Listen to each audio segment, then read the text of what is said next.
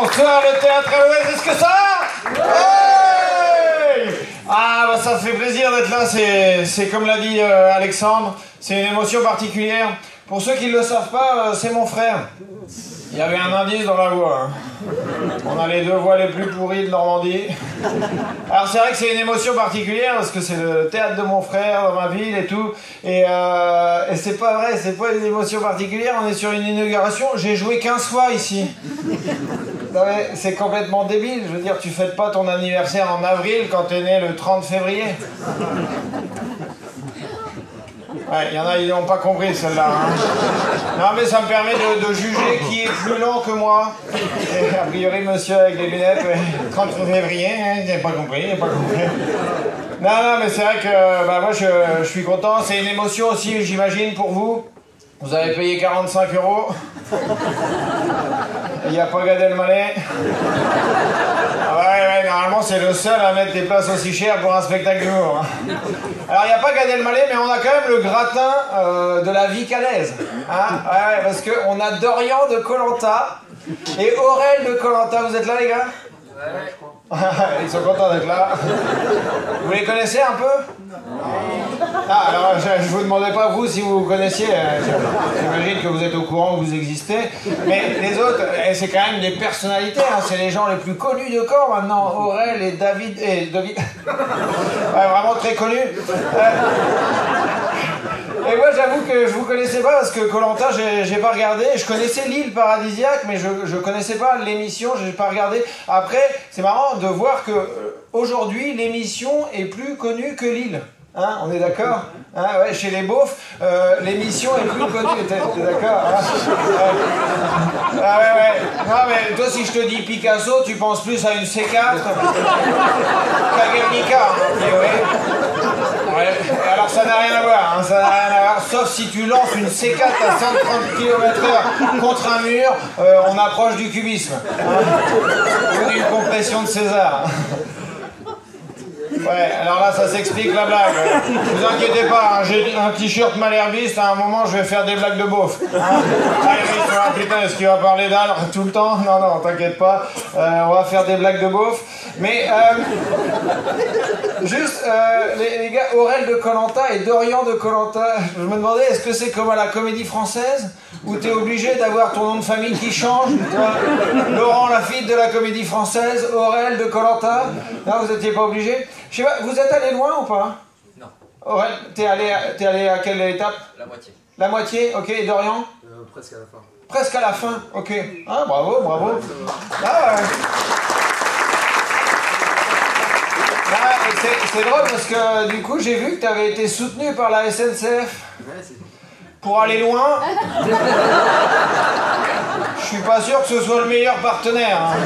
La semaine dernière, j'ai pris le train de Caen à Paris, je vous promets que c'est vrai. On s'est arrêté à Mantes-la-Jolie.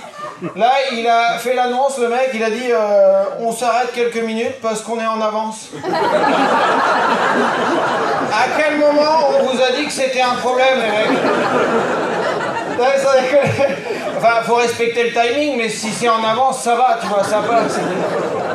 Et j'ai vu qu'en fait, c'est les 20 ans de l'émission. Là, en ce moment, c'est les 20 ans de l'émission Koh-Lanta. Et en dessous, il y avait marqué les candidats les plus emblématiques de l'émission font les 20 ans.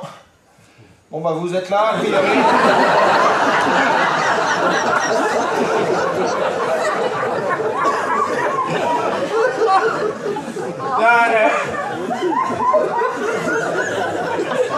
Donc je déconnais tout à l'heure parce que je disais que j'avais pas d'émotion à jouer ici, mais c'est quand même une émotion particulière parce que, en fait, moi j'ai fait une école de commerce, j'étais jamais monté sur scène il y a 10 ans. Mon frère, il y a encore 3 ans, était agent d'assurance et là, il a ouvert un théâtre et moi je joue dedans.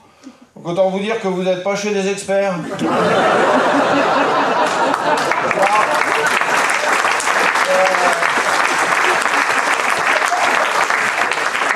Si vous passez une mauvaise soirée, on sera là, bah ouais, mais bon, nous, c'était pas notre truc au départ, tu vois. Et il y a nos parents qui sont là dans la salle, tu vois, et voilà, ils ont payé quand même 2 écoles de commerce. Et puis à un moment, on s'est rendu compte qu'on n'était pas dans la bonne voie. Bon, c'est quand même une boulette à 2 fois 40 000 euros. Alors riez fort. Ah oui, mais parce qu'au départ, ils étaient flippés, tu vois, ils étaient flippés que moi je me lance là-dedans. Bon, au départ, ils n'étaient pas convaincus. Moi non plus. Hein. Et puis bon, petit à petit, ça s'est fait, tu vois. Et après, j'ai conseillé à mon frère d'ouvrir un comedy club. Ouais. Et ma mère, elle s'est dit, putain, mais déjà, l'autre couillon, ça lui suffisait pas de faire l'abruti devant des gens à faire des blagues. Qu'est-ce qu'il a fait? Il est allé voir son frère pour lui conseiller d'ouvrir un théâtre d'humour, la seule année de l'humanité où il n'y a pas eu de spectacle vivant.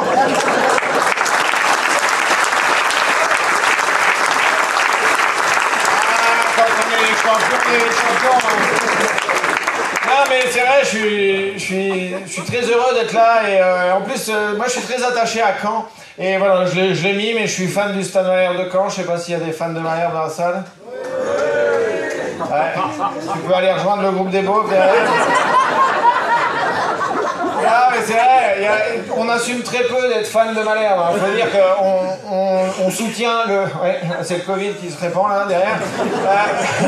Peut-être Oldelaf a inauguré le théâtre, mais c'était son dernier spectacle. Et en fait, ouais, c'est pas facile de soutenir un club qui ne gagne jamais, tu vois. J'ai l'impression d'être dans la peau d'un soutien de Philippe Poutou.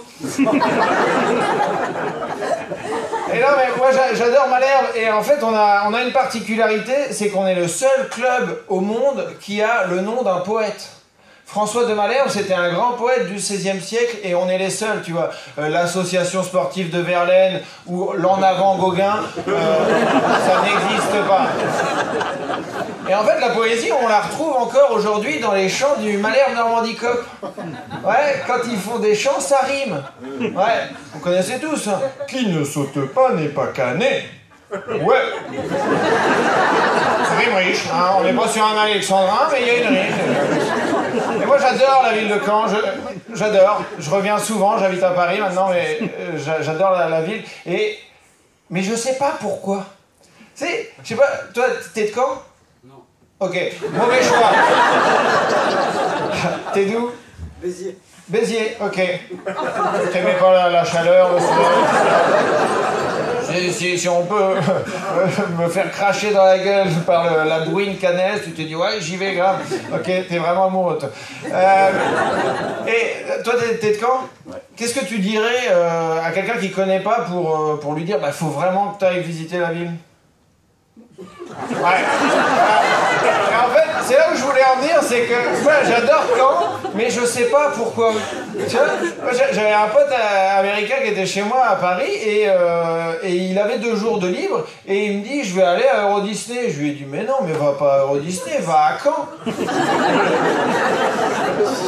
Bon, il m'a regardé chelou, mais il m'a dit ok mais je connais pas la ville, tu peux décrire la ville pour moi? Je lui ai dit bah écoute déjà on est une ville de poètes. Hein, au XVIe siècle, François de Malherbe écrivait Amour que d'épines accompagne tes roses. C'est joli. Hein.